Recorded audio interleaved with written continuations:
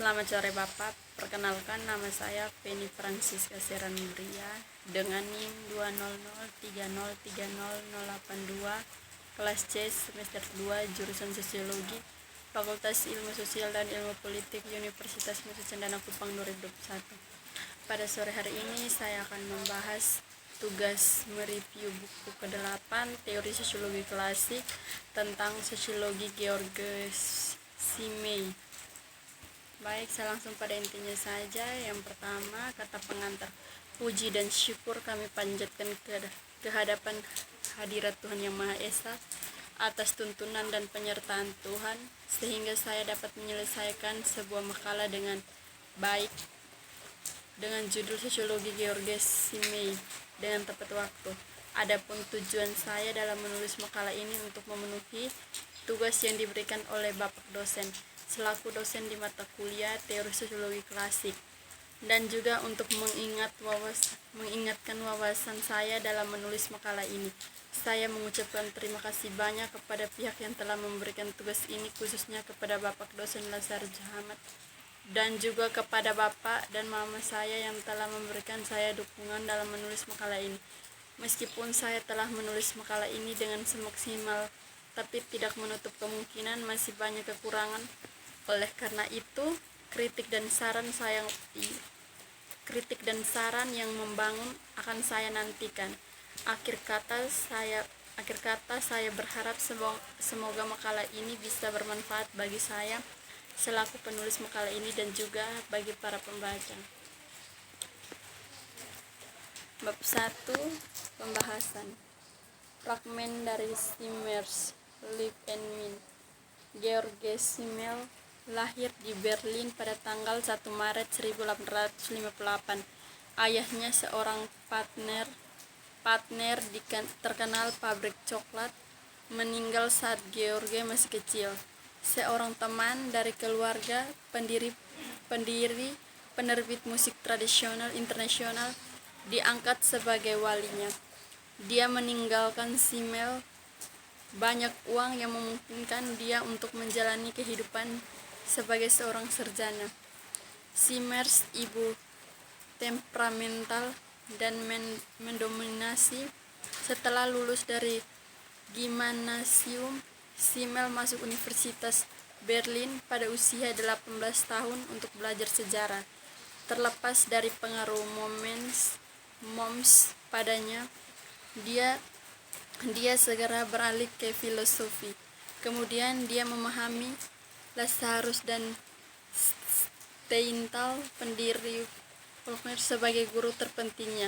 Tapi dia juga belajar dengan Hermes dan Zehel atau filsafat, dengan Bastian atau psikologi, dengan Royens, Siebel,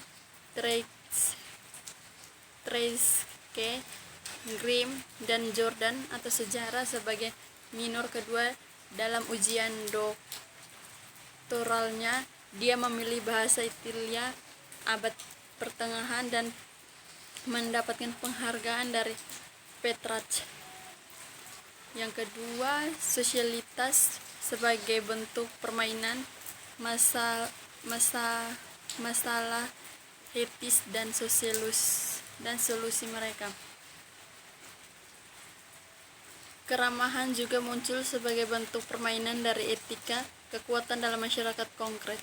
Secara khusus, ada dua masalah kemarahan yang harus diselesaikan dengan kekuatan ini.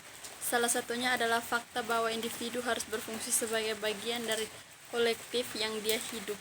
Tapi itu, pada gilirannya, ia memperoleh nilai dan peningkatan sendiri dari kolektif ini. Fakta lainnya adalah kehidupan dari individu adalah rute bundaran untuk tujuan tersebut dari seluruh, tetapi kehidupan keseluruhan pada gilirannya memiliki hal yang sama, berfungsi tujuan tersebut dari individu tersebut. Kemarahan transfer karakter serius, seringkali tragis dari masalah-masalah ini ke dalam permainan simbolis dari alam banyak bayangnya yang tidak mengenal friksi, karena bayangan menjadi apa adanya, tidak dapat bertabrakan.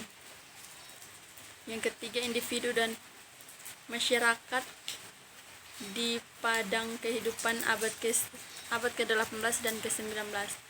Individu dan masyarakat pada abad ke-18 dan pada abad ke-19, pandangan sebagai contoh sosiologi filosofis. 1. Kehidupan individu sebagai dasar konflik antara individu dan masyarakat. Masalah masyarakat yang benar-benar praktis adalah hubungan antara kekuatan dan bentuk individu dan kehidupan individu. Pertanyaannya bukan apakah masyarakat hanya ada di individu atau juga di luar mereka, bahkan jika kita menghubungkan hidup dengan benar hanya untuk individu dan mendefinisikan kehidupan masyarakat dengan anggotanya, kenyataannya bahwa pada individu itu sendiri elemen sosial sering menjadi fenomena tertentu. Kenyataan bahwa individu itu sendiri mengembangkan kendaraan dan orangnya sendiri dengan klaim dan perintah yang secara individu dihadapkan oleh pihak alien. Alasannya, kedua hasil dari aspek lain dari kewarisan masyarakat pada individu. Bagi manusia memiliki kepastian untuk membusuk menjadi bagian-bagian dan merasakan salah satu dari ini sebagai dirinya yang tepat. Namun setiap bagian dari bertabrakan dengan yang lain dan dapat berjuang untuk kekuasaan atas tindakan individu. Kapasitas ini menempatkan manusia sejauh dia merasa dirinya sebagai makhluk sosial menjadi hubungan yang sering bertentangan dengan mereka di antara impuls dan kepentingan yang tidak didahului oleh charter ater sosialnya. Dengan kata lain, konflik antara masyarakat dan individu. Yang keempat, egoisme individu versi kesempurnaan dari individu sebagai nilai objektif. Formulasi yang disajikan menurut saya untuk menggambarkan kontras antara kedua pihak yang jauh lebih komprehensif daripada penggurungan adanya kedikotomi egoisme altruisme.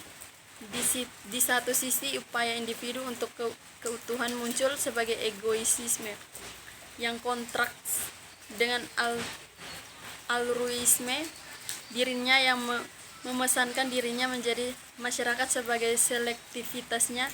Namun di sisi lain, pencarian masyarakat adalah egoisme yang melakukan kekerasan terhadap individu untuk kepentingan dan utilitas banyak, dan yang sering membuat spesialis individual yang sangat dan bahkan atrofi. Akhirnya dorongan individu terhadap kesempurnaan dari belum tentu merupakan ekspresi egoisme. Ini mungkin juga merupakan ideal objektif yang tujuannya sama sekali tidak berhasil dalam hal kebahagiaan dan personal secara pribadi deters, tetapi nilai super pribadi yang direalisasikan dalam kepribadian.